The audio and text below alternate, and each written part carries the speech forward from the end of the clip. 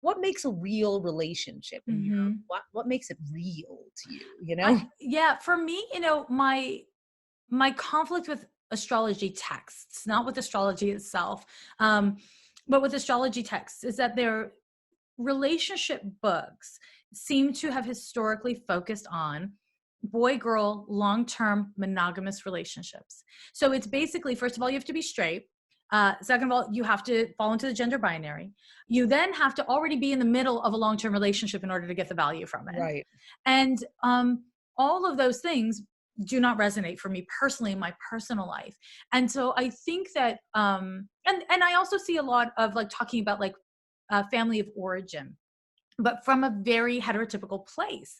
And I think that when I'm thinking about astrology for real relationships, I'm thinking about, I have a lot of friends I've never met IRL. I have a lot of friends that are like my digital friends. And that's my real life. And that's like millions of people's real lives. We've only hung out once in person, but we have the same taste in jumpsuits, and yes, we both do. doing our nails when we got on the, Yeah, and we've hung out on the phone, and we've like been Yeah. connected for years. But I and feel totally connected to you, but it's so true. It's like that. It's like that. And the reality is, for a lot of people, certainly this is nothing new for queer people, but for a lot of people across demographics, our friends are our chosen family. Our friends are our community. Our friends hold us up, inspire us, instruct us around the world.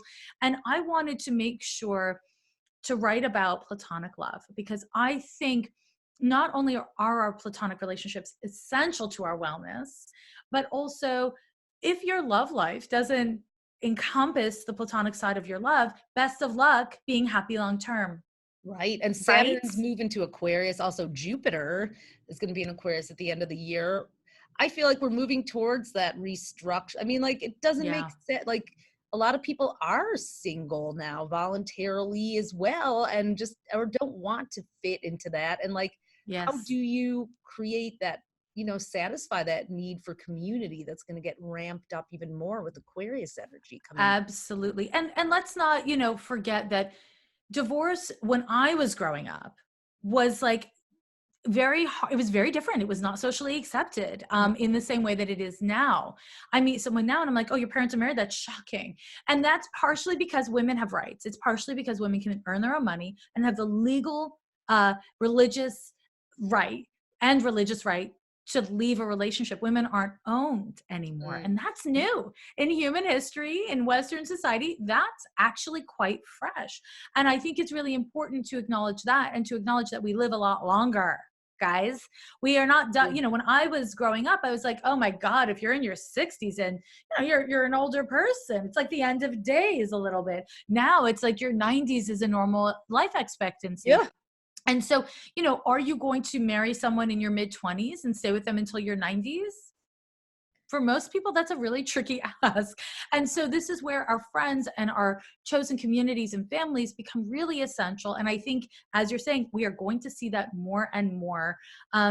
And I don't see, unless women are forced back into marriages and forced out of making our own money and building our own wealth, I don't see that changing. And that's separate from even considering queer, like the queering of relationships and the queering of communities, which is not just about gayness. Yeah. It's about straight people as well as queer people or gay people recognizing that they don't have to have kids, that they don't have to conform to specific roles.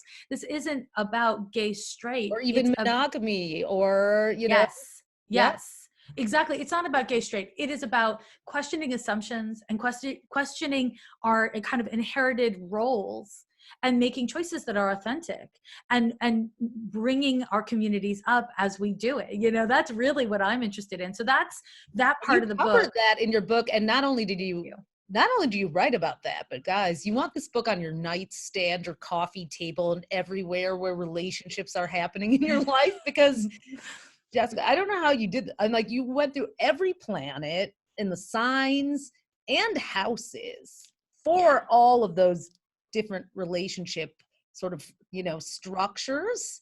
Yeah. I mean, you like wrote a Bible there. It's really amazing. Thank you. I really appreciate that. Broad-minded perspective that is relevant no matter, you're queer, straight, whatever label you Yep. put on yourself, you can find yourself in the book. And it's Thank because you. it's so inclusive. And, you know, Thank you. that is, you know, it's a testament. That was a lot.